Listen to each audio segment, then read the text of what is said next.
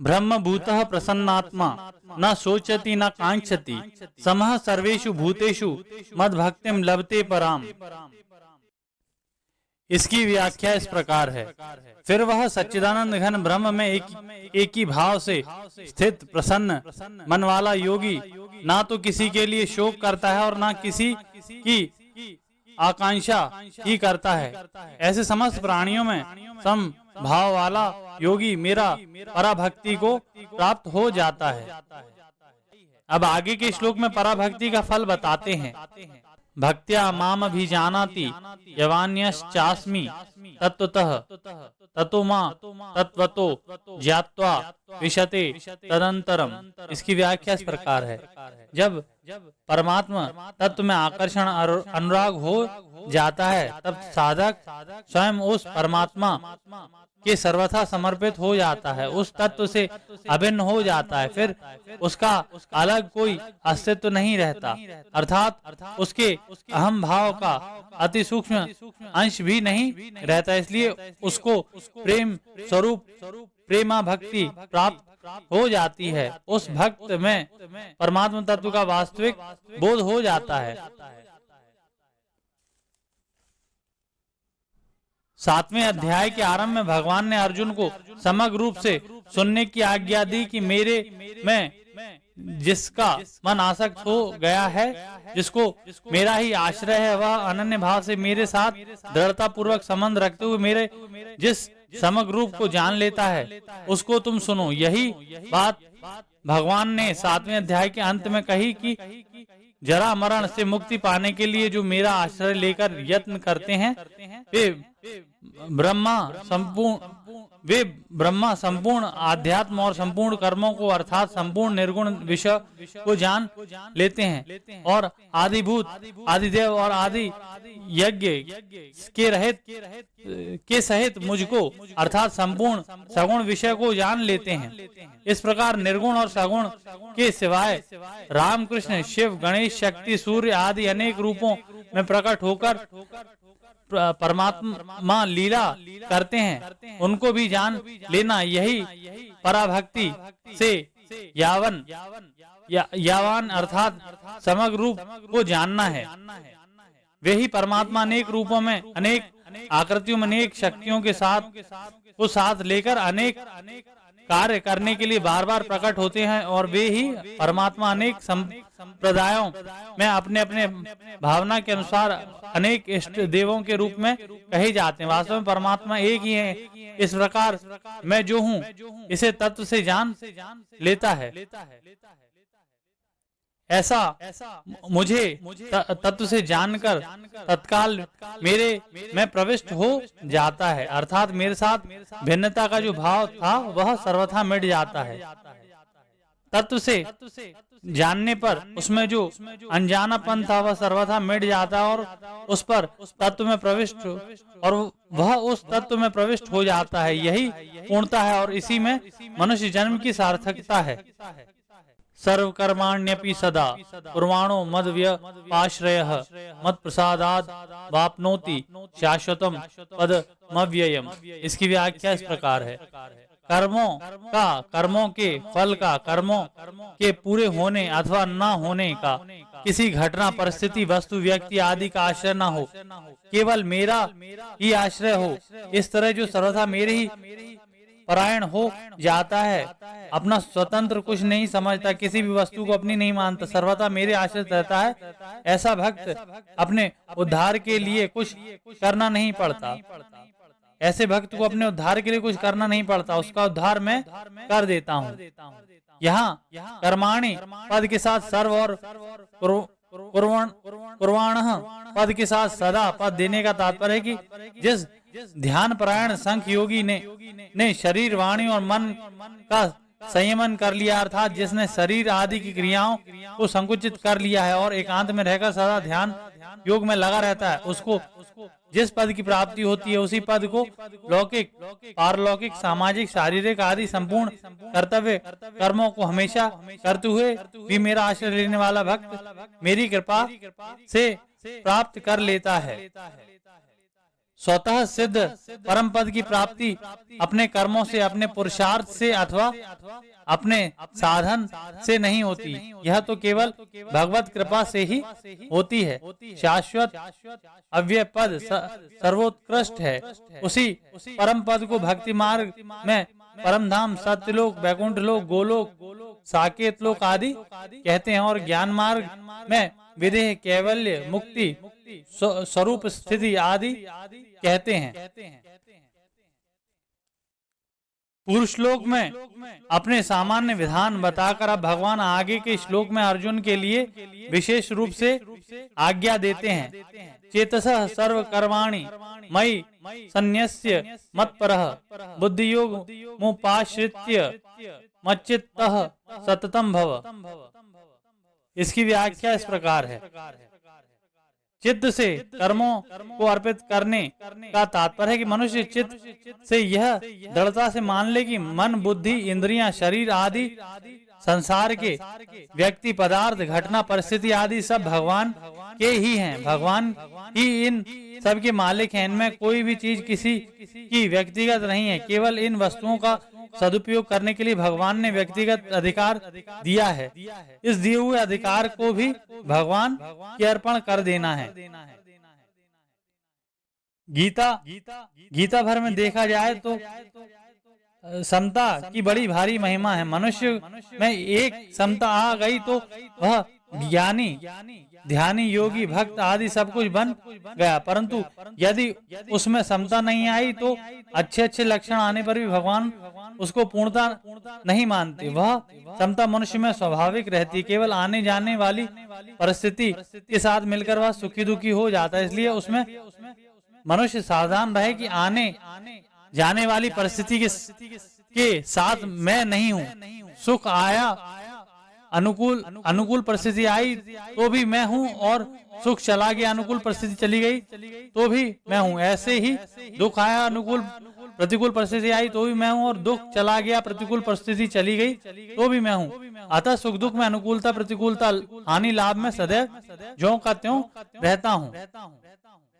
जो अपने को सर्वथा भगवान के समर्पित कर देता है, उसका चित्त भी सर्वथा भगवान के चरणों में समर्पित हो जाता है। फिर उस पर भगवान जो स्वतः स्वाभाविक अधिकार है वह प्रकट हो जाता है, और उसके चित्त में स्वयं भगवान आकर विराजमान हो जाते हैं। यही मच्चित्तः होना है। पूर्व श्लोक में दी हुई आज्ञा को भगवान आगे के दो श्लोकों में क्रमशः अन्वय और व्यतिरेक रीति से दृढ़ करते हैं। मच्चित्तः सर्वदुर्गाणि मत प्रसादात ऋष्यसि अतः चेत्वमहंकारान् न श्रेष्यसि विनङ्क्ष्यसि। इसकी व्याख्या इस प्रकार है। भगवान कहते हैं कि मेरे में चित्त वाला होने से तू मेरी कृपा से संपूर्ण विघ्न, बाधा, शोक, दुख आदि को तर जाएगा। अर्थात उनको दूर करने के लिए तुझे कुछ भी प्रयास नहीं करना पड़ेगा। भगवत भक्त ने अपनी तरफ से सब कर्म भगवान के अर्पण कर दिए, स्वयं भगवान के अर्पित हो गया। समता के आश्रय से संसार की संयोग जन्य लोलुपता से सर्वथा विमुख हो गया और भगवान के साथ अटल संबंध जोड़ लिया। यह सब कुछ हो जाने पर भी वास्तविक तत्व की प्राप्ति में यदि कुछ कमी रह जाए या सांसारिक लोगों की अपेक्षा अपने में कुछ विशेषता देखकर अभिमान आ जाए अथवा इस प्रकार के कोई सूक्ष्म दोष रह जाएं, तो उन दोषों को दूर करने की साधक पर कोई जिम्मेवारी नहीं रहती, अपितु उन दोषों को विघ्न बाधाओं को दूर करने की पूरी जिम्मेदारी भगवान की हो जाती है। इसलिए भगवान कहते हैं मत प्रसादात ऋष्यसि, अर्थात मेरी कृपा से संपूर्ण विघ्न बाधाओं को तर जाएगा। इसका तात्पर्य यह निकला कि भक्त अपनी तरफ से अपना जितना समझ में आ जाए उतना पूरी सावधानी के साथ कर ले। उसके बाद जो कुछ कमी रह जाएगी वह भगवान की कृपा से पूरी हो जाएगी। भगवान अत्यधिक कृपालुता के कारण आत्मीयता पूर्वक अर्जुन से कह रहे हैं कि अथ पक्षांतर में मैंने जो कुछ कहा उसे न मानकर अगर अहंकार के कारण अर्थात मैं भी कुछ जानता हूँ करता हूँ और मैं कुछ समझ सकता हूँ, कुछ कर सकता हूँ। यदि भावों के कारण तू मेरी बात नहीं सुनेगा, मेरे इशारे के अनुसार नहीं चलेगा, मेरा कहना नहीं मानेगा, तो तेरा पतन हो जाएगा। यद्यपि अर्जुन के लिए यह किंचित मात्र भी संभव नहीं है कि वह भगवान की बात ना सुने अथवा न माने, तथापि भगवान कहते हैं कि चेता, अगर तू मेरी बात नहीं सुनेगा तो तेरा पतन हो जाएगा। तात्पर्य यह है कि अगर तू अज्ञता अर्थात अनजानेपन से मेरी बात ना सुने अथवा किसी भूल के कारण ना सुने तो यह सब क्षम्य है। परंतु यदि तू अहंकार से मेरी बात नहीं सुनेगा तो तेरा पतन हो जाएगा, क्योंकि अहंकार से मेरी बात ना सुनने से तेरा अभिमान बढ़ जाएगा, जो संपूर्ण आसुरी संपत्ति का मूल है। यदहंकार माश्रित्य न योत्स्य इति मन्यसे मिथ्यैष व्यवसायस्ते प्रकृतिस्त्वाम नियोक्ष्यति। इसकी व्याख्या इस प्रकार है, प्रकृति से ही महत्तत्व और महत्तत्व से अहंकार पैदा हुआ, उस अहंकार का ही एक विकृत अंश है मैं शरीर हूँ। इस विकृत अहंकार का आश्रय लेने वाला पुरुष कभी भी क्रिया रहित नहीं हो सकता, कारण कि प्रकृति हरदम क्रियाशील है, बदलने वाली, इसलिए उसके आश्रित रहने वाला कोई भी मनुष्य कर्म किए बिना नहीं रह सकता। जब मनुष्य अहंकार पूर्वक क्रियाशील प्रकृति के वश में हो जाता है तो फिर वह यह कैसे कह सकता है कि मैं अमुक कर्म करूंगा और अमुक कर्म नहीं करूंगा। अर्थात प्रकृति के परवश हुआ मनुष्य करना और ना करना इन दोनों से छूटेगा नहीं, कारण कि प्रकृति के परवश हुआ मनुष्य का तो करना भी कर्म है और ना करना भी कर्म है। परंतु जब मनुष्य प्रकृति के परवश नहीं रहता, उससे निर्लिप्त हो जाता है, तो फिर उसके लिए करना और ना करना ऐसा कहना ही नहीं बनता। तात्पर्य यह है कि जो प्रकृति के साथ संबंध रखे और कर्म ना करना चाहे, ऐसा उसके लिए संभव नहीं है। परंतु जिसने प्रकृति से संबंध विच्छेद कर लिया है अथवा जो सर्वथा भगवान की शरण हो गया है, उसको कर्म करने के लिए बाध्य नहीं होना पड़ता। दूसरे अध्याय में अर्जुन ने भगवान के शरण होकर शिक्षा की प्रार्थना की और उसके बाद अर्जुन ने साफ साफ कह दिया कि मैं युद्ध नहीं करूंगा।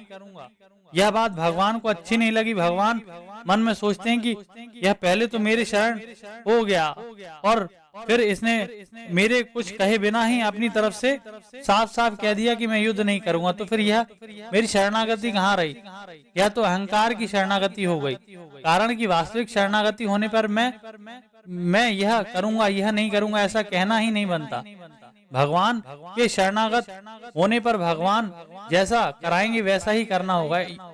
इसी बात को लेकर भगवान को हंसी आ गई, परंतु अर्जुन पर अत्यधिक कृपा और स्नेह होने के कारण भगवान ने उपदेश देना आरंभ कर दिया। नहीं तो भगवान वहां पर यह कह देते कि जैसा चाहता है वैसा कर। परंतु अर्जुन की यह बात कि मैं युद्ध नहीं करूंगा भगवान के भीतर खटक गई, इसलिए भगवान ने यहाँ अर्जुन के उन्हीं शब्दों में न युद्ध से का प्रयोग करके यह कहा कि तू अहंकार के ही शरण है, मेरे शरण नहीं। अगर तू मेरे शरण हो गया होता तो युद्ध नहीं करूंगा ऐसा कहना बन ही नहीं सकता था। मेरी शरण होता तो मैं क्या करूंगा और क्या नहीं करूंगा इसकी जिम्मेदारी मेरे पर होती।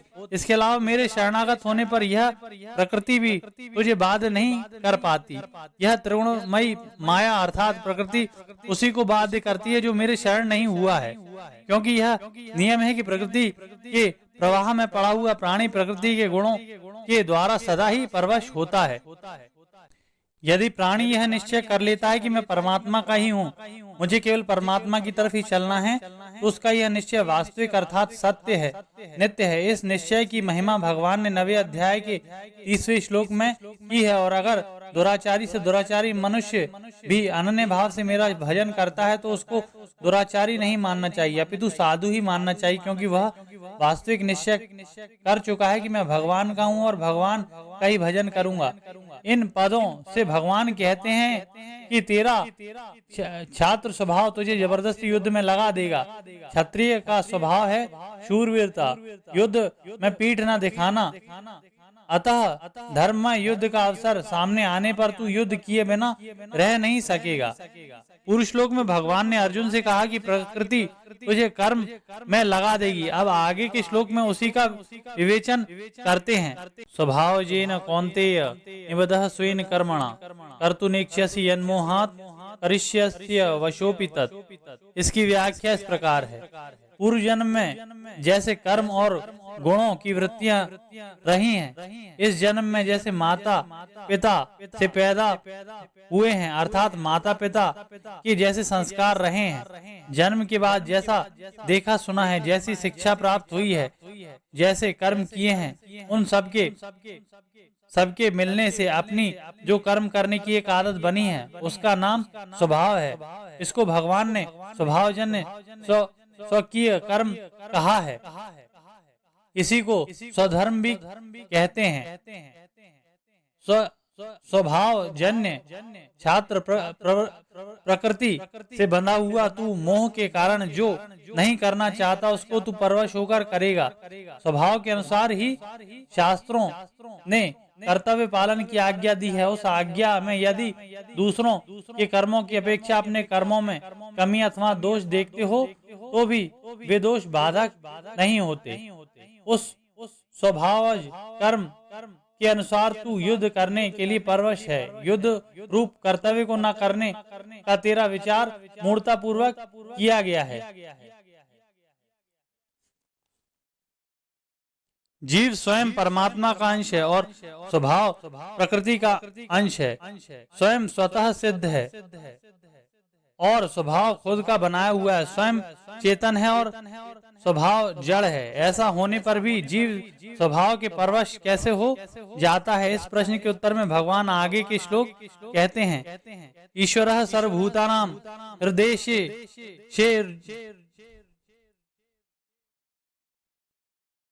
जो जीवन मुक्त महापुरुष होते हैं उनका स्वभाव सर्वथा शुद्ध होता है, अतः उन पर स्वभाव का आधिपत्य नहीं रहता, अर्थात वे स्वभाव के परवश नहीं होते।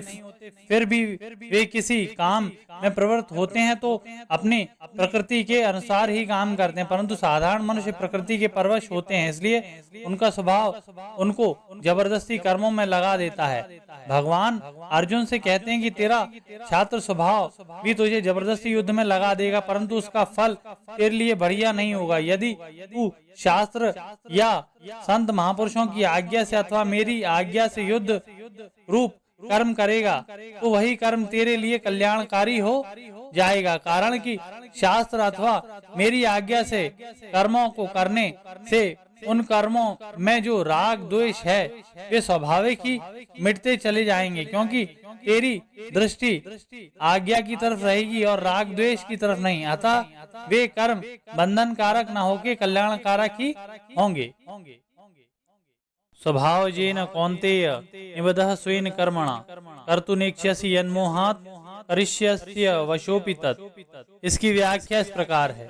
पूर्व जन्म में जैसे कर्म और गुणों की वृत्तियां रही हैं, इस जन्म में जैसे माता पिता से पैदा हुए हैं, अर्थात माता पिता के जैसे संस्कार रहे हैं, जन्म के बाद जैसा देखा सुना है, जैसी शिक्षा प्राप्त हुई है, जैसे कर्म किए हैं, उन सबके मिलने से अपनी जो कर्म करने की एक आदत बनी है, उसका नाम स्वभाव है। इसको भगवान ने स्वभावजन्य स्वकीय कर्म कहा है। इसी को स्वधर्म भी कहते हैं। स्वभाव जन्य छात्र प्रकृति से बंधा हुआ तू मोह के कारण जो नहीं करना चाहता उसको तू परवश होकर करेगा। स्वभाव के अनुसार ही शास्त्रों ने कर्तव्य पालन की आज्ञा दी है। उस आज्ञा में यदि दूसरों के कर्मों की अपेक्षा अपने कर्मों में कमी अथवा दोष देखते हो तो भी वे दोष बाधक नहीं होते। उस स्वभावज कर्म के अनुसार तू युद्ध करने के लिए परवश है। युद्ध रूप कर्तव्य को न करने का तेरा विचार मूर्ता पूर्वक किया गया है। जो जीवन मुक्त महापुरुष होते हैं उनका स्वभाव सर्वथा शुद्ध होता है, अतः उन पर स्वभाव का आधिपत्य नहीं रहता, अर्थात वे स्वभाव के परवश नहीं होते, फिर भी वे किसी काम में प्रवृत्त होते हैं तो अपने प्रकृति के अनुसार ही काम करते हैं, परंतु साधारण मनुष्य प्रकृति के परवश होते हैं, इसलिए उनका स्वभाव उनको जबरदस्ती कर्मों में लगा देता है। भगवान अर्जुन से कहते हैं कि तेरा छात्र स्वभाव भी तुझे जबरदस्ती युद्ध में लगा देगा, परंतु उसका फल तेरे लिए बढ़िया नहीं होगा। यदि तू शास्त्र या संत महापुरुषों की आज्ञा से अथवा मेरी आज्ञा से युद्ध रूप कर्म करेगा तो वही कर्म तेरे लिए कल्याणकारी हो जाएगा, कारण कि शास्त्र अथवा मेरी आज्ञा से कर्मों को करने से उन कर्मों में जो राग द्वेष है वे स्वाभाविक ही मिटते चले जाएंगे, क्योंकि तेरी दृष्टि आज्ञा की तरफ रहेगी और राग द्वेष की तरफ नहीं। अतः वे कर्म बंधन कारक न होके कल्याणकारक ही होंगे। जीव स्वयं परमात्मा का अंश है और स्वभाव प्रकृति का अंश है। स्वयं स्वतः सिद्ध है और स्वभाव खुद का बनाया हुआ है। स्वयं चेतन है और स्वभाव जड़ है। ऐसा होने पर भी जीव स्वभाव के परवश कैसे हो जाता है? इस प्रश्न के उत्तर में भगवान आगे के श्लोक कहते हैं, ईश्वरः सर्वभूतानां हृदयेऽर्जुन तिष्ठति भ्रमयन् सर्वभूतानि यंत्रारूढ़ानि मायया। इसकी व्याख्या इस प्रकार है।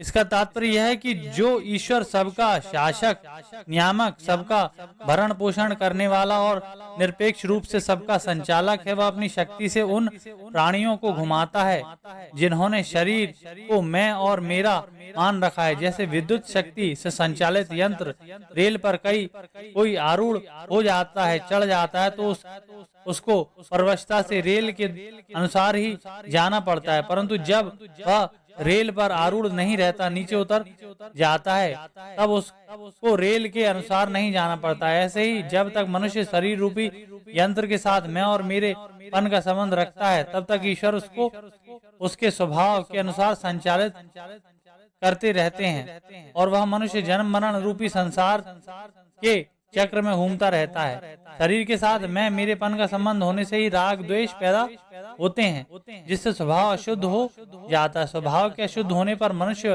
प्रकृति अर्थात स्वभाव के परवश हो जाता है, परंतु शरीर से सर्वथा संबंध विच्छेद हो जाने पर जब स्वभाव राग द्वेष से रहित अर्थात शुद्ध हो जाता है, तब प्रकृति की परवशता नहीं रहती। प्रकृति की परवशता न रहने से ईश्वर की माया उसको संचालित नहीं करती।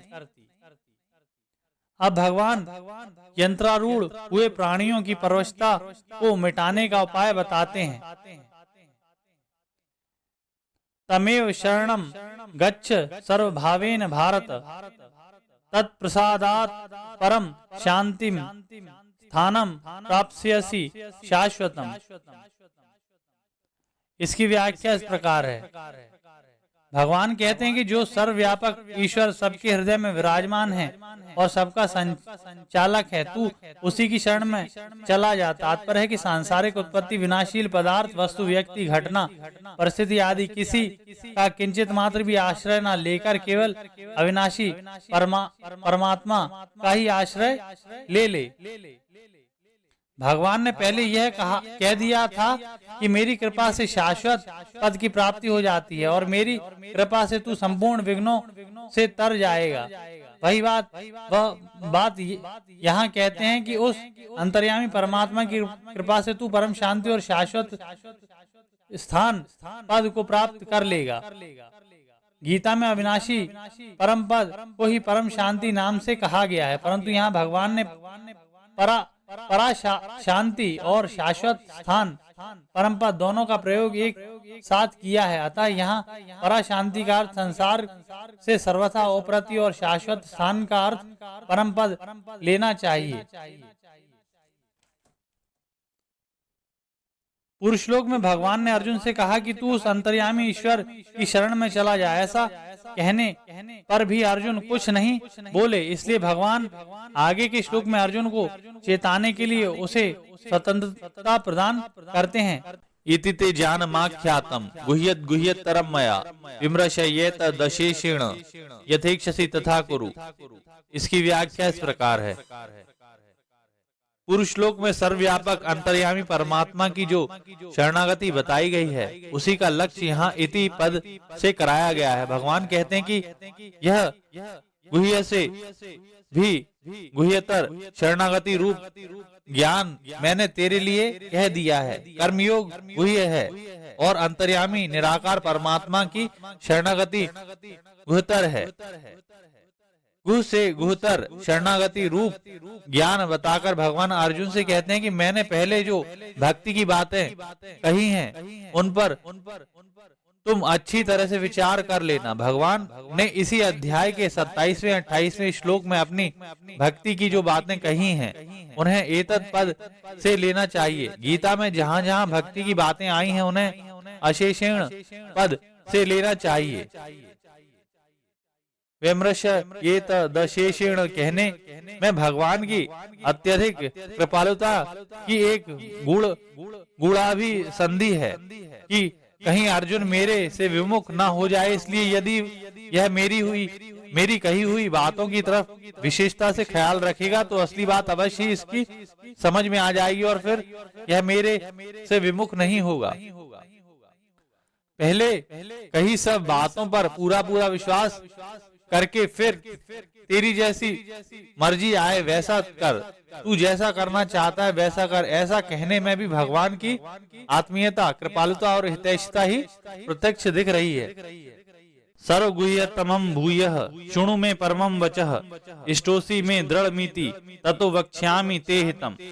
इसकी व्याख्या इस प्रकार है। पहले 63वें श्लोक में भगवान ने गुह्य और गुह्यतर बात कही और इदम तु गुहे तमम तथा इति गुह्यतमम शास्त्रम, इन पदों से गुह्यतम अपने प्रभाव की बात कह दी, पर गुह्यतम बात गीता में पहले कहीं नहीं कही। अब यहाँ अर्जुन की घबराहट को देखकर भगवान कहते हैं कि मैं सर्वगुह्यतम अर्थात सबसे अत्यंत गोपनीय बात फिर कहूंगा, तू मेरे परम वचनों को सुन। इस श्लोक में सर्वगुह्यतमम पद से भगवान ने बताया कि यह हरेक के सामने प्रकट करने की बात नहीं है।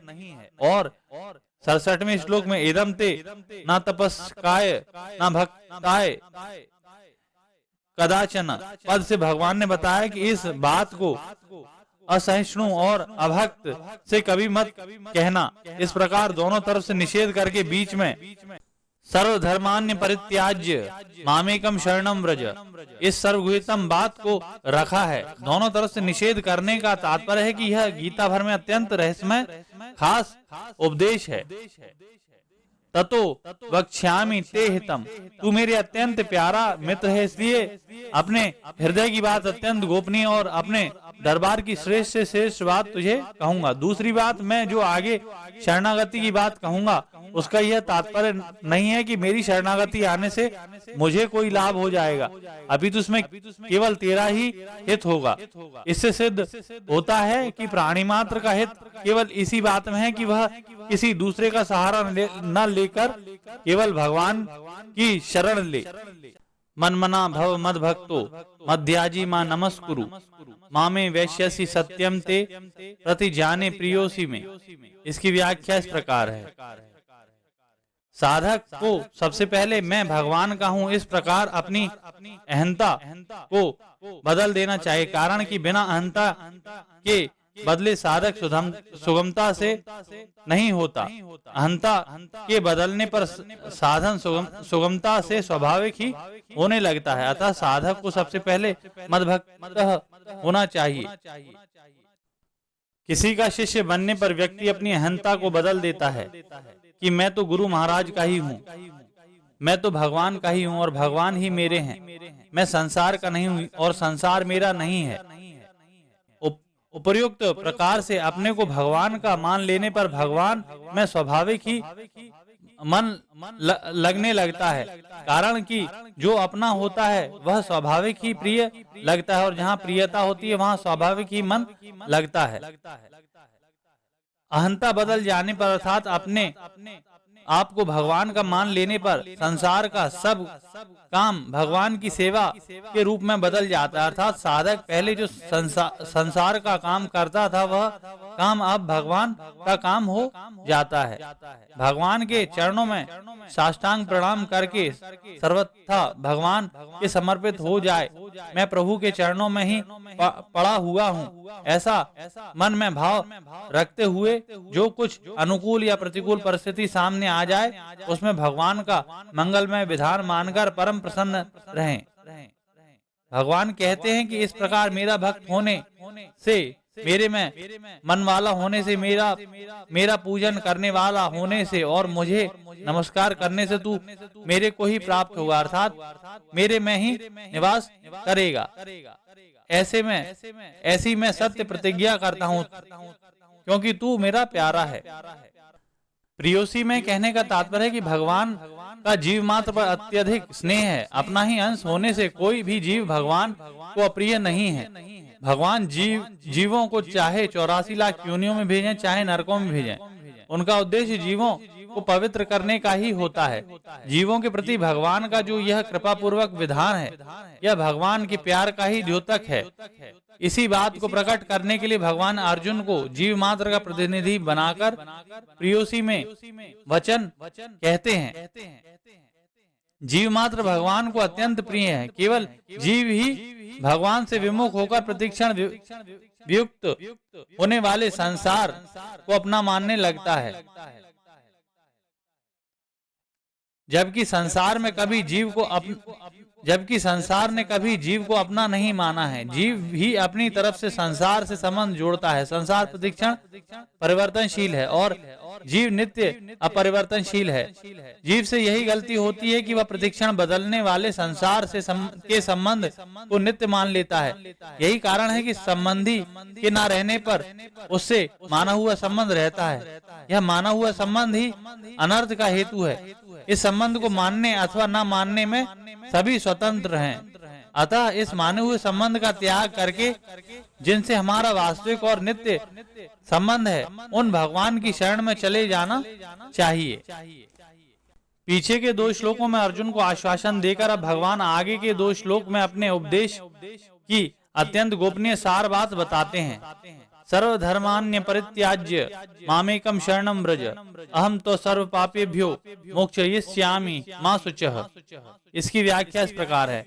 भगवान कहते हैं कि संपूर्ण धर्मों का आश्रय धर्म के निर्णय का विचार छोड़कर, अर्थात क्या करना है और क्या नहीं करना है, इसको छोड़कर केवल एक मेरी शरण में आ जा।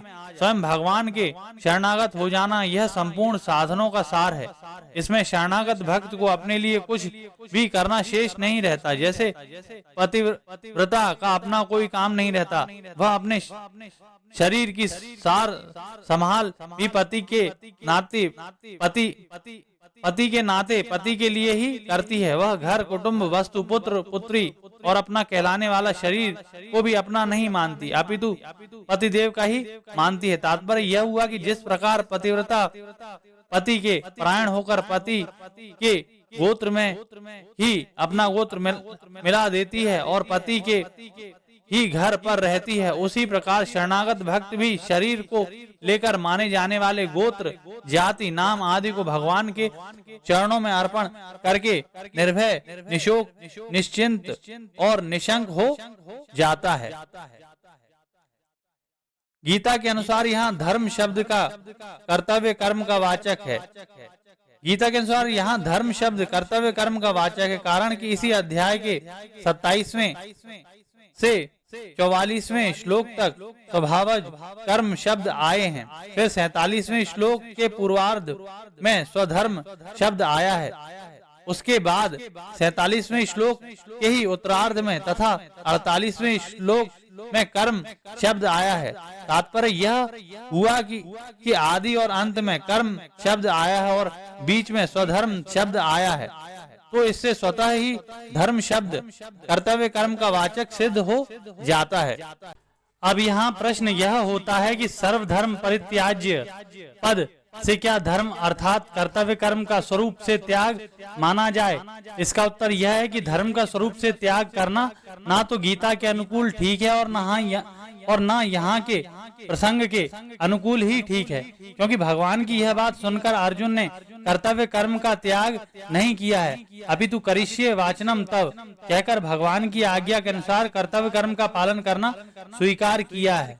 केवल स्वीकार ही नहीं किया है, अपितु अपने छात्र धर्म के अनुसार युद्ध भी किया है। अतः उपयुक्त पद में धर्म अर्थात कर्तव्य का त्याग करने की बात नहीं है। भगवान भी कर्तव्य के त्याग की बात कैसे कह सकते हैं? भगवान ने इसी अध्याय के 6 श्लोक में कहा कि यज्ञ, दान, तप और अपने अपने वर्ण आश्रमों में जो कर्तव्य है उनका कभी त्याग नहीं करना चाहिए, अपितु उनको जरूर करना चाहिए। गीता का पूरा अध्ययन करने से यह मालूम होता है कि मनुष्य को किसी भी हालत में कर्तव्य कर्म का त्याग नहीं करना चाहिए। अर्जुन तो युद्ध रूप कर्तव्य कर्म छोड़कर भिक्षा मांगना श्रेष्ठ समझते थे, परंतु भगवान ने इसका निषेध किया। इससे भी यही सिद्ध होता है कि यहाँ स्वरूप से धर्मों का त्याग नहीं है। अब विचार यह करना है कि यहाँ संपूर्ण धर्मों के त्याग से क्या लाभ लेना चाहिए। गीता के अनुसार संपूर्ण धर्मों अर्थात कर्मों को भगवान के अर्पण करना ही सर्वश्रेष्ठ धर्म है। इसमें संपूर्ण धर्मों के आश्रय का त्याग करना और केवल भगवान का आश्रय लेना दोनों बातें सिद्ध हो जाती हैं। धर्म का आश्रय लेने वाला बार बार जन्म मरण को प्राप्त होते हैं, इसलिए धर्म का आश्रय छोड़कर भगवान का ही आश्रय लेने पर फिर अपने धर्म का निर्णय करने की जरूरत नहीं रहती। आगे अर्जुन के जीवन में ऐसा हुआ भी है। अर्जुन का कर्ण के साथ युद्ध हो रहा था। इस बीच कर्ण के रथ का चक्का पृथ्वी में धंस गया। कर्ण रथ के से नीचे उतरकर रथ के चक्के को निकालने का उद्योग करने लगा और अर्जुन से बोला कि जब मैं यह चक्का निकाल लूं तब तक तुम ठहर जाओ, क्योंकि तुम रथ पर और मैं रथ से रहित हूँ और दूसरे कार्य में लगा हुआ हूँ। ऐसे समय रथी को उचित है कि उस पर बाण न छोड़े। तुम सहस्त्रार्जुन के समान शस्त्र और शास्त्र के ज्ञाता हो और धर्म को जानने वाले हो, इसलिए मेरे ऊपर प्रहार करना उचित नहीं है। कर्ण की बात सुनकर अर्जुन ने बाण नहीं चलाया। तब भगवान ने कर्ण से कहा कि तुम्हारे जैसे आतताई को किसी तरह से मार देना धर्म ही है, तुम्हारा धर्म ही है, पाप नहीं। और अभी अभी तुम 6 महारथियों ने मिलकर अकेले अभिमन्यु को घेर कर उसे मार डाला था। धर्म की दुहाई देने से कोई लाभ नहीं। हाँ, यह सौभाग्य की बात है कि इस समय तुम्हें धर्म की याद आ रही है, पर जो स्वयं धर्म का पालन नहीं करता उसे धर्म की दुहाई देने का कोई अधिकार नहीं। ऐसा कहकर भगवान ने अर्जुन को बाण चलाने की आज्ञा दी और अर्जुन ने बाण चलाना आरंभ कर दिया। इस प्रकार यदि अर्जुन अपनी बुद्धि से धर्म का निर्णय करते तो भूल कर बैठते, अतः उन्हें धर्म का निर्णय भगवान पर ही रखा और भगवान ने धर्म का निर्णय किया भी। अर्जुन के मन में संदेह था कि हम लोगों के लिए युद्ध करना श्रेष्ठ है अथवा युद्ध ना करना श्रेष्ठ है।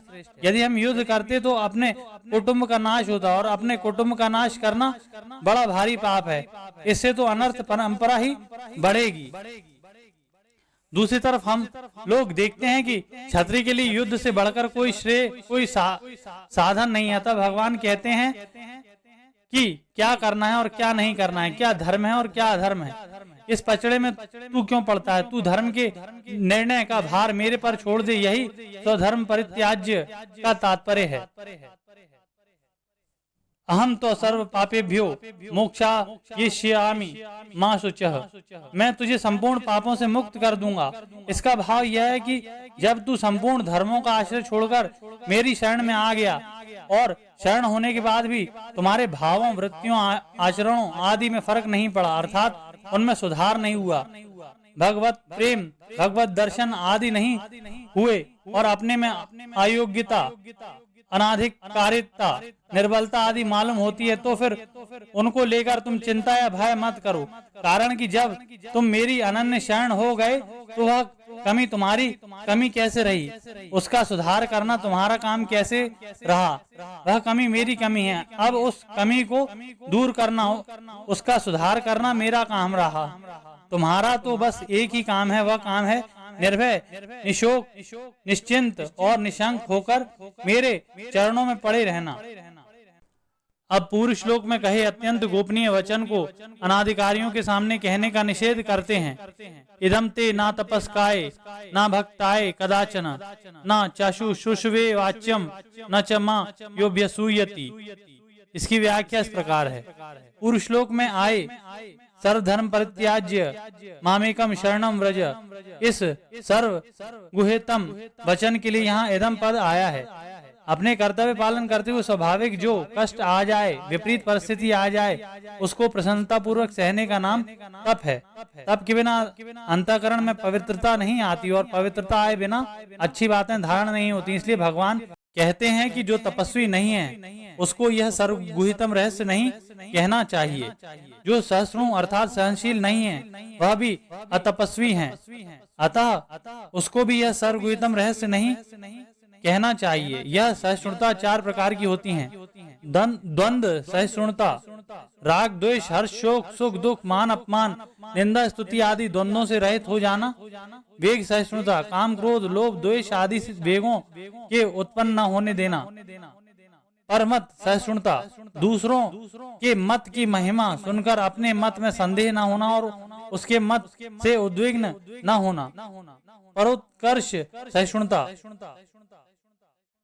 अपने में योग्यता अधिकार पद त्याग तपस्या आदि की कमी है तो भी दूसरों की योग्यता अधिकार आदि की प्रशंसा सुनकर अपने में कुछ भी विकार न होना। विमत्सरः, हर्षामर्ष भयोद्वय गैर मुक्तः, ये चारों सहिष्णुताएं सिद्धों की हैं। ये सहिष्णुताएं जिसका लक्ष्य हो वही तपस्वी और जिसका लक्ष्य ना हो वही अतपस्वी है। दूसरा भाव यह है कि जिसका अपनी वृत्तियों आचरणों भावों आदि को शुद्ध करने का उद्देश्य नहीं है, वह यदि तू मेरी शरण में आ जा, मैं तुझे संपूर्ण पापों से मुक्त कर दूंगा, तू चिंता मत कर। इन बातों को सुनेगा तो मैं चिंता क्यों करूं, चिंता भगवान करेंगे ऐसा उल्टा समझकर दुर्गुण दुराचारों में लग जाएगा और अपना हित कर लेगा। इससे मेरी सर्वगुहितम बात का दुरुपयोग होगा। अतः इसे कुपात्र को कभी मत सुनाना। जो ना भक्ताय कदाचन, जो भक्ति से रहित हैं, जिसका भगवान पर भरोसा श्रद्धा विश्वास नहीं है, उसको भी यह बात मत कहना, क्योंकि श्रद्धा विश्वास और भक्ति न होने से उस पर विपरीत धारणा हो सकती है। इस प्रकार दुर्भाव करके वह अपना पतन कर लेगा। इसलिए ऐसे अभक्त को कभी मत कहना। जो इस रहस्य को सुनना नहीं चाहता, इसकी उपेक्षा करता है, उसको भी कभी मत सुनाना, क्योंकि बिना रुचि के जबरदस्ती सुनने से वह बात का तिरस्कार करेगा, उसको सुनना अच्छा नहीं लगेगा, उसका मन इस बात को फेंकेगा, यह भी उसके द्वारा एक अपराध होगा। अपराध करने वाले का भला नहीं होता था। जो सुनना नहीं चाहता उसको मत सुनाना।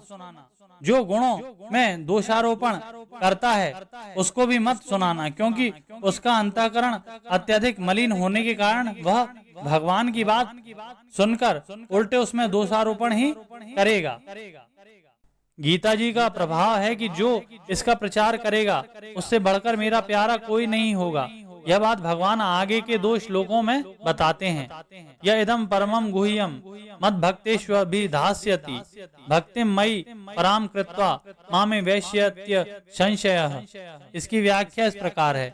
जो मेरे में पराभक्ति करके इस गीता को कहता है, इसका तात्पर्य है कि जो रुपए मान बढ़ाई भेंट पूजा आदर सत्कार आदि किसी भी वस्तु के लिए नहीं करता, अपितु भगवान में भक्ति हो जाए, भगवत भावों का मनन हो जाए, इन भावों का प्रचार हो जाए, इनकी आवृत्ति हो जाए, सुनकर लोगों का दुख जलन संताप आदि दूर हो जाए, सबका कल्याण हो जाए, ऐसे उद्देश्य से कहता है। इस प्रकार भगवान की भक्ति का उद्देश्य रखकर कहना ही पराभक्ति करके कहना है। इसी अध्याय के 54वें श्लोक में कही गई और इन श्लोकों में कही गई पराभक्ति में अंतर है। अतः मद भक्तिम लभते पराम पदों से कहा गया है कि ब्रह्मभूत होने के बाद सांख्य योगी पराभक्ति को प्राप्त हो जाता, अर्थात भगवान से जो अनादिकाल का संबंध है उसकी स्मृति हो जाती है। परंतु यहाँ सांसारिक मान बढ़ाई आदि किसी की भी किंचित मात्र कामना न रखकर केवल भगवत भक्ति की भगवत प्रेम की अभिलाषा रखना पराभक्ति है। इसलिए यहाँ भक्तिमयी पराम कृत्वा मेरे में पराभक्ति करके ऐसा कहा गया है। या इदम परमम गुह्यम, इन पदों से पूरी गीता का परम गुह संवाद लेना चाहिए, जो कि गीता ग्रंथ कहलाता है। परमम गुहम पदों में ही गुह्य, गुह्यतर, गुह्यतम और सर्वगुह्यतम ये सब बातें आ जाती हैं। मद भक्तेश्वर भी धास्यति, जिसकी भगवान और उसके वचनों में पूज्य बुद्धि है, आदर बुद्धि है, श्रद्धा विश्वास है और सुनना चाहता है, वह भक्त हो गया। ऐसे मेरे भक्तों में जो इस संवाद को कहेगा वह मेरे को प्राप्त होगा। पीछे के श्लोक में ना भक्ताय पदों में एक वचन दिया और यहाँ मद भक्तेषु पदों में बहुवचन दिया। इसका तात्पर्य है कि जहाँ बहुत से श्रोता सुनते हों वहाँ पहले बताए दोषों वाला कोई व्यक्ति बैठा हो तो वक्ता के लिए पहले कहा निषेध लागू नहीं पड़ेगा, क्योंकि वक्ता केवल उस व्यक्ति को गीता सुनाता ही नहीं है। जैसे कोई कबूतर को अनाज के दाने डालता है और कबूतर दाने चुगते हैं, यदि उनमें कोई कौवा आकर दाने चुगने लग जाए तो उसको उड़ाया थोड़ी ही जा सकता है, क्योंकि दाना डालने वाले का लक्ष्य कबूतरों को दाना डालना ही रहता है, कौओं को नहीं। ऐसे ही कोई गीता का प्रवचन कर रहा है, उस प्रवचन को सुनने के लिए कोई बीच में कोई नया व्यक्ति आ जाए अथवा कोई उठकर चल दे तो वक्ता का ध्यान उसकी तरफ नहीं जाता। वक्ता का ध्यान तो सुनने वाले लोगों की तरफ होता है और उन्हीं को वह सुनाता है। अगर गीता सुनने वाले का केवल मेरा ही उद्देश्य होगा तो वह मेरे को प्राप्त हो जाएगा, इसमें कोई संदेह की बात नहीं है। कारण कि गीता यह एक विचित्र कला है कि मनुष्य अपने स्वाभाविक कर्मों से भी परमात्मा का निष्काम भाव पूर्वक पूजन करता हुआ परमात्मा को प्राप्त हो जाता है, और जो खाना पीना शौच स्नान आदि शारीरिक कार्यों को भी भगवान के अर्पण कर देता है वह भी शुभ अशुभ फल रूप कर्म बंधन से मुक्त होकर भगवान को प्राप्त हो जाता है। तो फिर जो केवल भगवान की भक्ति का लक्ष्य करके गीता का प्रचार करता है वह भगवान को प्राप्त हो जाए, इसमें कहना ही क्या है। न च तस्मान मनुष्येषु कश्चिन में प्रिय कृतमः भवति न च मे तस्माद अन्यः प्रियतरो भुवि। इसकी व्याख्या इस प्रकार है, जो अपने में लौकिक पारलौकिक प्राकृत पदार्थ की महत्ता लिप्सा आवश्यकता रखता है और रखना चाहता है वह पराभक्ति के अंतर्गत नहीं आ सकता। पराभक्ति के अंतर्गत वही आ सकता है जिसका प्राकृत पदार्थों को प्राप्त करने का किंचित मात्र भी उद्देश्य नहीं है, और जो भगवत प्राप्ति, भगवत दर्शन, भगवत प्रेम आदि परमार्थिक उद्देश्य रखकर गीता के अनुसार ही अपना जीवन बनाना चाहता है, ऐसा पुरुष ही भगवत गीता के प्रचार का अधिकारी होता है। यदि उसमें कभी मान बढ़ाई आदि की इच्छा आ भी जाए तो वह टिकेगी नहीं, क्योंकि मान बढ़ाई आदि प्राप्त करना उसका उद्देश्य नहीं है। जिसमें अपनी मान बढ़ाई की वासना है, कुछ स्वार्थ भाव भी है, और जिसका अपना उद्धार करने का तथा गीता के अनुसार जीवन बनाने का उद्देश्य वैसा नहीं बना है, परंतु जिसके हृदय में गीता का विशेष आदर है और गीता का पाठ करवाना, गीता कंठस्थ करवाना, गीता मुद्रित करवाना, उसकी सस्ती बिक्री करना आदि किसी तरह से गीता का प्रचार करता है और लोगों को गीता में लगाता है, उसके समान पृथ्वी मंडल पर मेरा दूसरा कोई प्रियतर नहीं होगा। जिसमें गीता का प्रचार करने की योग्यता नहीं है वह क्या करे, इसको भगवान आगे के श्लोक में बताते हैं। अधीष्यते च य इमं धर्म्यं संवाद मावयोः ज्ञान यज्ञेन तेन हम इष्टः स्यामिति मे मतिः। इसकी व्याख्या इस प्रकार है, तुम्हारा और हमारा यह संवाद शास्त्रों सिद्धांतों के सार रूप धर्म से युक्त है। यह बहुत विचित्र बात है कि परस्पर साथ रहते हुए तुम्हारे हमारे बहुत वर्ष बीत गए, परंतु हम दोनों का ऐसा संवाद कभी नहीं हुआ। ऐसा धर्ममय संवाद तो कोई विलक्षण अलौकिक अवसर आने पर ही होता है। जब तक मनुष्य की संसार से उकताहट न हो, वैराग्य या उप्रति न हो और हृदय में जोरदार हलचल न मची हो, तब तक उसकी असली जिज्ञासा जागृत नहीं होती। किसी कारणवश जब वह मनुष्य अपने कर्तव्य का निर्णय करने के लिए व्याकुल हो जाता है, तब अपने कल्याण के लिए कोई रास्ता नहीं दिखता। बिना समाधान के और कोई सांसारिक वस्तु, व्यक्ति, घटना, परिस्थिति आदि किंचित मात्र भी अच्छी नहीं लगती। एकमात्र हृदय का संदेह दूर करने की धुन लग जाती है। एक ही जोरदार जिज्ञासा होती है और दूसरी तरफ से मन सर्वथा हट जाता है। तब वह मनुष्य जहाँ से प्रकाश और समाधान मिलने की संभावना होती है, वहां अपना हृदय खोलकर बात पूछता है, प्रार्थना करता है, शरण हो जाता है, शिष्य हो जाता है।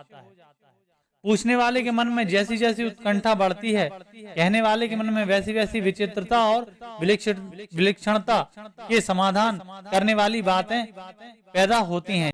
यज्ञ दो प्रकार के होते हैं, द्रव्य यज्ञ और ज्ञान यज्ञ। जो यज्ञ पदार्थों और क्रियाओं की प्रधानता से किया जाता है वह द्रव्य यज्ञ कहलाता है, और उत्कंठा से केवल अपनी आवश्यकता, वास्तविकता को जानने के लिए जो प्रश्न किए जाते हैं, विज्ञ पुरुषों द्वारा उनका समाधान किया जाता है, उन पर गहरा विचार किया जाता है। विचार के अनुसार अपनी वास्तविक स्थिति का अनुभव किया जाता है तथा वास्तविक तत्व को जानकर ज्ञातव्य हो जाता है, वह ज्ञान यज्ञ कहलाता है। परंतु यहाँ भगवान अर्जुन से कहते हैं कि तुम्हारे हमारे संवाद का कोई पाठ करेगा तो मैं उसके द्वारा भी ज्ञान यज्ञ से पूजित हो जाऊंगा। इसमें कारण यह है कि जैसे प्रेमी भक्त को कोई भगवान की बातें सुनाए, उसकी याद दिलाए तो वह बड़ा प्रसन्न होता है, ऐसे ही कोई गीता का पाठ करे, अभ्यास करे तो भगवान को अपने अनन्य भक्त की उसकी उत्कंठा पूर्वक जिज्ञासा की और उसके द्वारा दिए हुए उपदेश की याद आ जाती है और वे बड़े प्रसन्न होते हैं। एवं वह उस पाठ, अभ्यास आदि को ज्ञान यज्ञ मानकर उससे पूजित होते हैं। कारण कि पाठ, अभ्यास आदि करने वाले के हृदय में उसके भावों से के अनुसार भगवान का नित्य ज्ञान विशेषता से स्फुरित होने लगता है। इति में मति, ऐसा कहने का तात्पर्य है कि जब कोई गीता का पाठ करता है मैं उसे सुनता हूँ, क्योंकि मैं सब जगह रहता हूँ। मया तत्मिदम सर्वम, और सब जगह ही मेरे कान हैं। सर्वतः श्रुति मल्लोके, अतः उस पाठ को सुनते ही मेरे हृदय में विशेषता से ज्ञान, प्रेम, दया आदि का समुद्र लहराने लगता है और गीतोपदेश की याद में मेरी बुद्धि सरोवर हो जाती है। वह पूजन करता है ऐसी बात नहीं है, वह तो पाठ करता है, परंतु मैं उससे पूजित हो जाता हूँ, अर्थात उसको ज्ञान यज्ञ का फल मिल जाता है।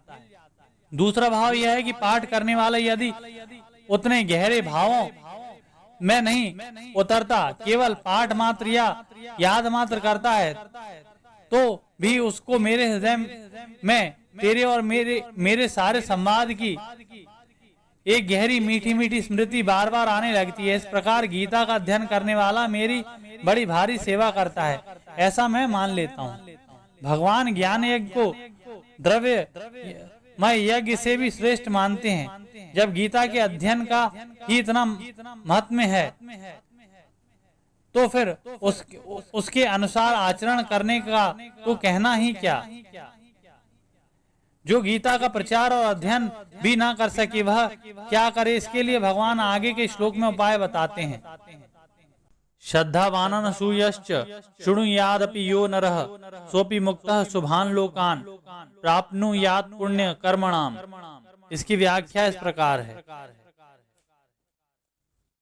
गीता की बातों को जैसा सुन ले उसको प्रत्यक्ष से भी बढ़कर पूज्य भाव सहित वैसा का वैसा मानने वाले का नाम श्रद्धावान है, और उन बातों में कहीं भी किसी भी विषय में किंचित मात्र भी कमी ना देखने वाले का नाम अनसूय है। ऐसा श्रद्धावान और दोष दृष्टि से रहित मनुष्य गीता को केवल सुन भी ले तो वह भी शरीर छूटने पर संपूर्ण पापों से मुक्त होकर पुण्य कार्यों के शुभ लोकों को प्राप्त कर लेता है। पूर्व श्लोक में गीता सुनने का महत्व बताकर अब अर्जुन की क्या स्थिति है, क्या दशा है आदि सब कुछ जानते हुए भी भगवान भगवद गीता श्रवण के महत्व को सबके सामने प्रकट करने के उद्देश्य से आगे के श्लोक में अर्जुन से प्रश्न करते हैं। कच्चिदेतत् श्रुतं पार्थ त्वयैकाग्रेण चेतसा कच्चित् तज्ज्ञान सम्मोह प्रनष्टस्ते धनंजय। इसकी व्याख्या इस प्रकार है। एतत् शब्द अत्यंत समीप का वाचक होता है और यहाँ अत्यंत समीप 71वां श्लोक है। 69वें 70वें श्लोक में जो गीता का प्रचार और अध्ययन करने वाले की महिमा कही है, उस प्रचार और अध्ययन का तो अर्जुन के सामने कोई प्रश्न ही नहीं था। इसलिए पीछे के श्लोक का लक्ष्य करके भगवान अर्जुन से कहते हैं कि मनुष्य श्रद्धा पूर्वक और दोष दृष्टि रहित होकर गीता सुने। यह बात तुमने ध्यान पूर्वक सुनी कि नहीं, अर्थात तुमने श्रद्धा पूर्वक और दोष दृष्टि रहित होकर गीता सुनी कि नहीं। एकाग्रेण चेतसा कहने का तात्पर्य है कि गीता में भी जिस अत्यंत गोपनीय रहस्य को अभी पहले 64वें श्लोक में कहने की प्रतिज्ञा की, 67वें श्लोक में इदं ते नमः पस्काय कहकर निषेध किया और मेरे वचन में जिसको मैंने परम वचन कहा, उस सर्वसुहृतम शरणागति की बात को तुमने ध्यान पूर्वक सुना कि नहीं, उस पर ख्याल किया कि नहीं। भगवान दूसरा प्रश्न करते हैं कि तुम्हारा अज्ञान से उत्पन्न हुआ मोह नष्ट हुआ कि नहीं। अगर मोह नष्ट हो गया तो तुमने मेरे उद्देश्य सुन लिया, अगर मोह नष्ट नहीं हुआ को तुमने ध्यान पूर्वक सुना कि नहीं, उस पर ख्याल किया कि नहीं। भगवान दूसरा प्रश्न करते हैं कि तुम्हारा अज्ञान से उत्पन्न हुआ मोह नष्ट हुआ कि नहीं। अगर मोह नष्ट हो गया तो तुमने मेरा उपदेश सुन लिया, और अगर मोह नष्ट नहीं हुआ तो तुमने मेरा यह रहस्यमय उपदेश एकाग्रता से सुना ही नहीं, क्योंकि यह एकदम पक्का नियम है कि जो दोष दृष्टि से रहित होकर श्रद्धा पूर्वक गीता के उपदेश को सुनता है, उसका मोह नष्ट हो ही जाता है। पूर्व श्लोक में भगवान ने जो प्रश्न किया था, उसका उत्तर अर्जुन आगे के श्लोक में देते हैं। अर्जुन उवाच नष्टो मोह स्मृति लब्धा त्वत्प्रसादान् मयाच्युत स्थितोस्मि गत संदेह करिष्ये वचनम तव। इसकी व्याख्या इस प्रकार है। अर्जुन ने यहाँ भगवान के लिए अच्युत संबोधन का प्रयोग किया है। इसका तात्पर्य है कि जीव तो च्युत हो जाता है, अर्थात अपने स्वरूप से विमुख हो जाता है और तथा पतन की तरफ चला जाता है, परंतु भगवान कभी भी च्युत नहीं होते, वे सदा एकदम एक रस रहते हैं। इसी बात का द्योतन करने के लिए गीता में अर्जुन ने कुल 3 बार अच्युत संबोधन दिया है। पहली बार अच्युत संबोधन से अर्जुन ने भगवान से कहा कि दोनों सेनाओं के बीच में मेरा रथ खड़ा करो। ऐसी आज्ञा देने पर भी भगवान में कोई फर्क नहीं पड़ा। दूसरी बार इस संबोधन से अर्जुन ने भगवान के विश्व रूप की स्तुति प्रार्थना की, तो भगवान में कोई फर्क नहीं पड़ा। अंतिम बार यहाँ इस संबोधन से अर्जुन संदेह रहित होकर कहते हैं कि अब मैं आपकी आज्ञा का पालन करूंगा, तो भगवान में कोई फर्क नहीं पड़ा। तात्पर्य यह हुआ कि अर्जुन की तो आदि मध्य और अंत में 3 प्रकार की अवस्थाएं हुई, पर भगवान की आदि मध्य और अंत एक ही अवस्था रही, अर्थात वे एक रस ही बने रहे। पहले अध्याय के 20वें श्लोक में तथा पद से श्री कृष्ण अर्जुन संवाद के रूप में गीता का आरंभ हुआ था। अब आगे के श्लोक में इति पद से उसकी समाप्ति करते हुए संजय इस संवाद की महिमा गाते हैं।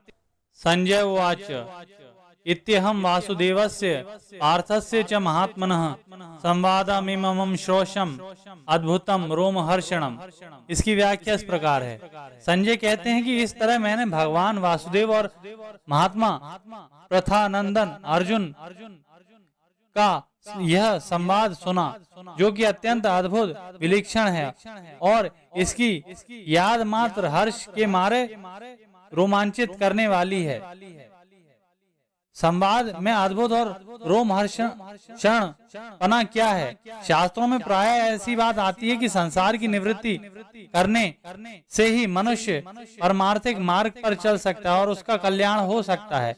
मनुष्य में भी प्राय ऐसी ही धारणा बैठी हुई है कि घर कुटुंब आदि को छोड़कर साधु सन्यासी होने से ही कल्याण होता है, परंतु गीता कहती है कि कोई भी परिस्थिति, अवस्था, घटना, देश, काल आदि क्यों ना हो, उसी के सदुपयोग से मनुष्य का कल्याण हो सकता है। इतना ही नहीं, वह परिस्थिति बढ़िया से बढ़िया हो या घटिया से घटिया, सौम्य से सौम्य हो या घोर से घोर विहित युद्ध जैसी प्रवृत्ति हो, जिसमें दिन भर मनुष्य का गला काटना पड़ता है, उसमें भी मनुष्य का कल्याण हो सकता है, मुक्ति हो सकती है। कारण कि जन्म मरण रूपी बंधन में संसार का राग ही कारण है।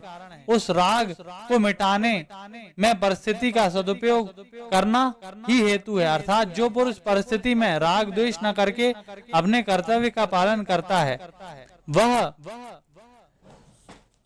सुख पूर्वक मुक्त हो जाता है। यही इस संवाद में अद्भुत पना है।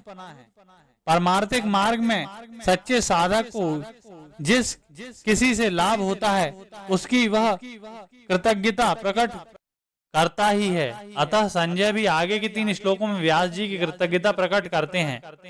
व्यास प्रसादात् श्रुतवान एतद् गुह्यमहं परम योग योगेश्वरत् कृष्णात् साक्षात कथयतः स्वयं। इसकी व्याख्या इस प्रकार है। संजय जब भगवान श्री कृष्ण और महात्मा अर्जुन का पूरा संवाद सुना तब वे बड़े प्रसन्न हुए। अब उसी प्रसन्नता में वे कह रहे हैं कि ऐसा परम गोपनीय योग मैंने भगवान व्यास जी की कृपा से सुना। समस्त योगों के महान ईश्वर के द्वारा कहा जाने से यह गीता शास्त्र योग अर्थात योग शास्त्र है। यह योग शास्त्र अत्यंत श्रेष्ठ और गोपनीय है। इसके समान श्रेष्ठ और गोपनीय दूसरा कोई संवाद देखने सुनने में नहीं आता। जीव का भगवान के साथ जो नित्य संबंध है, उसका नाम योग है। उस नित्य योग की पहचान कराने के लिए कर्म योग, ज्ञान योग आदि योग कहे गए हैं। उन योग के समुदाय का वर्णन गीता में होने से गीता भी योग अर्थात योग शास्त्र है। संजय के आनंद की कोई सीमा नहीं रही, इसलिए वे हर्षोल्लास में भरकर कह रहे हैं कि इस योग को मैंने समस्त योगों के महान ईश्वर साक्षात भगवान श्री कृष्ण के मुख से सुना। संजय को योगेश्वरात् कृष्णात् साक्षात कथयतः स्वयं, ये 5 शब्द कहने की क्या आवश्यकता थी। संजय इन शब्दों का प्रयोग करके यह कहना चाहते हैं कि मैंने यह संवाद परंपरा से नहीं सुना और किसी ने मुझे सुनाया हो, ऐसी बात भी नहीं है। इसको तो मैंने खुद भगवान के कहते कहते सुना है। राजन संस्मृत्य संवादमिममद्भुतम् केशवार्जुनयोः पुण्यम ऋच्छामि च मुहुर्मुहुः। इसकी व्याख्या इस प्रकार है।